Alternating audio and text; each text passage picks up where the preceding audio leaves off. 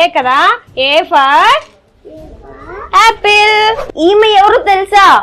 కొంచెం క్లోజ్అప్ గా వెళ్దాం. అందరూ కూడా రేపు ఇవి నేర్చుకొని రావాలే అంగన్వాడీ సెంటర్. ఓకేనా? ఇప్పుడు తెలిసింది.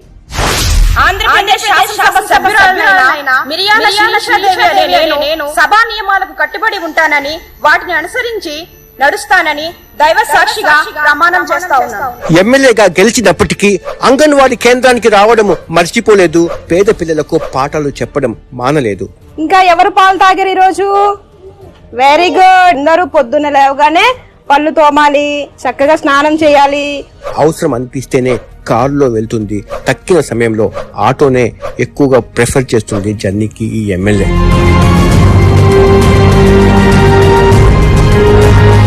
శిరీష నిన్నటి వరకు ఓ సాధారణ గృహిణి, అంగన్వాడీ టీచర్. చాలీని జీతం 11,000తో పనిచేసే అతి సామాన్యురాలు. ఓ రోజు యువకులం పాదయాత్రలో లోకేష్ ని కలిసి రాజకీయాల్లో రావాలని ఉంది, అవకాశం కల్పిస్తారా అని నేరుగా అడిగిందంట. ఎందుకు అని లోకేష్ ప్రశ్నిస్తే అంగన్వాడీ టీచర్ల సమస్యల పరిష్కారం కోసం పనిచేస్తానని చెప్పిందంట.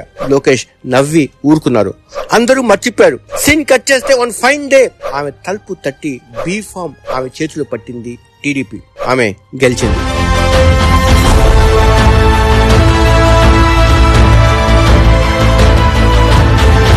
సింప్లిసిటీకి